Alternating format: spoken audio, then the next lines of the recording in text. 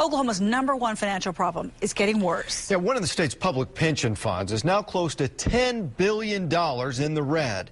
Tonight, the results of our 3-year investigation into Oklahoma's pension problem.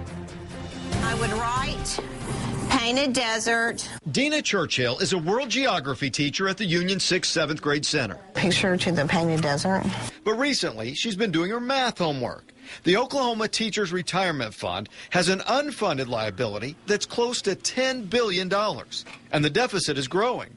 And that could put thousands of teachers' retirements in jeopardy. Actually, the older I get, the more concerned I become because it becomes a bigger and bigger issue. State leaders agree it is becoming a bigger issue and one that can no longer be ignored. Right now, it's certainly the biggest problem that we're facing by far. State Treasurer Scott Meacham says in the past, lawmakers have believed that interest on investments would eventually cover the shortfall.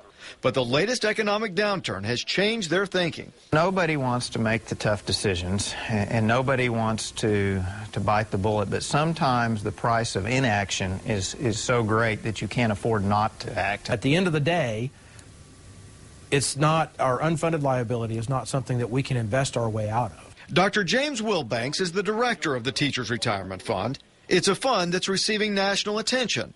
The Pew Center recently studied public pension funds across the country, and Oklahoma, with its Teachers Retirement Fund, is rated 3rd worst in the nation. The financial crisis was very deep, it was very severe. We felt a lot of pain. Dr. Wilbanks says the latest economic downturn is part of the reason why. At the very top, we had over $9.5 billion in assets. At the very bottom, we had less than $6.5 billion. To make matters worse for teachers, for a number of years, the State Board of Education has been giving the retirement fund an additional $35 million a year. But this year, due to budget problems, they didn't do that, which means the retirement fund is now paying out more money than it brings in. The good news is the state treasurer is working on a plan to try to dig the state out of the crisis. The plan will be unveiled later this week. Managers of the Teachers Retirement Fund say it took about 40 years to get $9 billion in the hole. They're not going to get out of it overnight. But the mere fact that lawmakers are talking about the problem may eventually lead to a solution.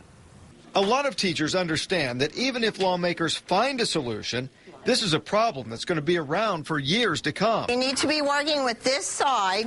In the classroom, Dina Churchill has a plan of her own to get results. Education is underfunded in this state already, and I would challenge the legislature that they don't fund their retirement until they fund teachers' retirement. Now, during the campaign season, I asked Mary Fallon, now the governor-elect, about the issue, and she agrees it is something that must be addressed.